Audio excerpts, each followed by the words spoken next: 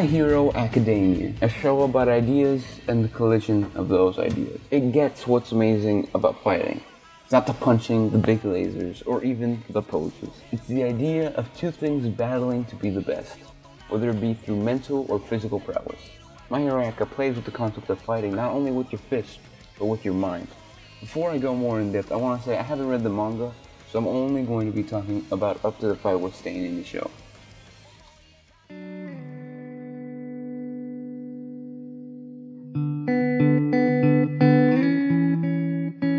Each character in My Hero Academia can be thoroughly described in a few words.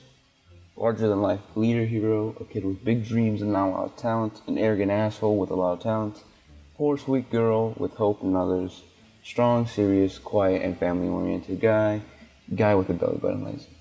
All very simple, very easy to understand motivations and goals, which I think is very intentional.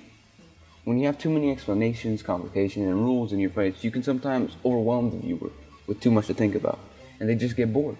When in reality, the fight should just be a back and forward, a dialogue.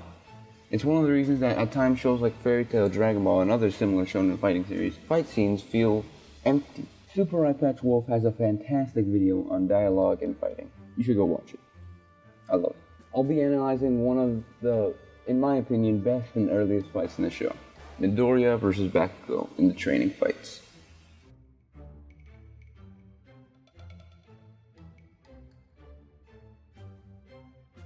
Midorya versus Bakugo in the training fights.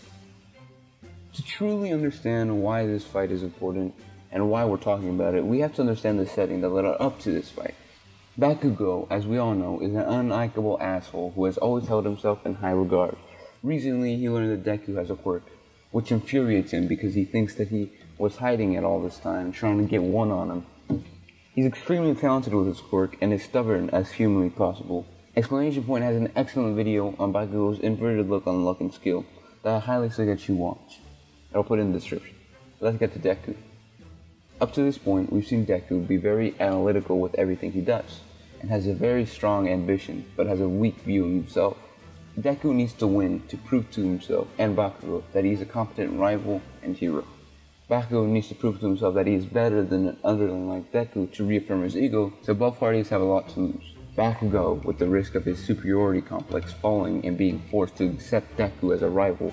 For Deku, this is his first test on whether or not he has the potential in being a hero. Before the fight even begins, Deku and Bakugo have very clear differences on how they're going about this fight. Deku is closely analyzing every one of Bakugo's moves, and on the other hand, Bakugo's fear of loss, his pride, and his anger are not allowing him to think on the objective of the fight.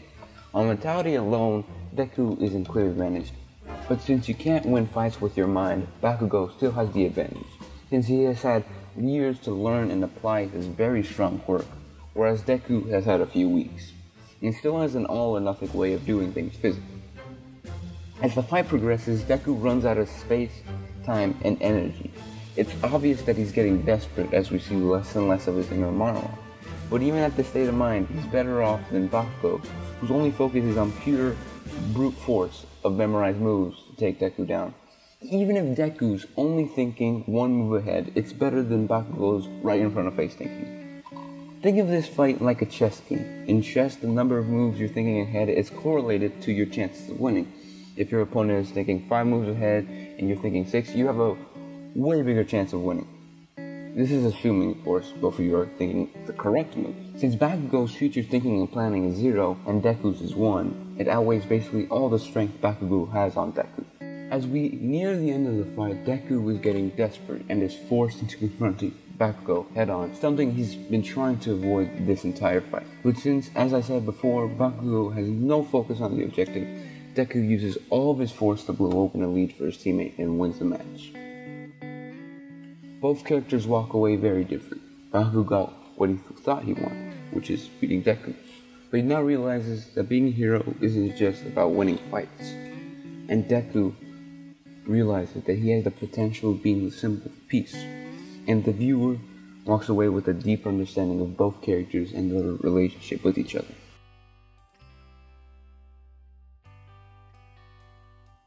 My Hero Aka understands what's amazing about two people punching each other. It uses its fight scenes to further the characters, the plot, and the world. Everyone fights, and most of the time we're not fighting to kill the other person, we're fighting to win. Hey, you watched the whole thing, thanks. Please share it. This is my first video in this style, and it took me a lot to make. So I would appreciate a share. I'm gonna try to make a video like this every week. So remember to subscribe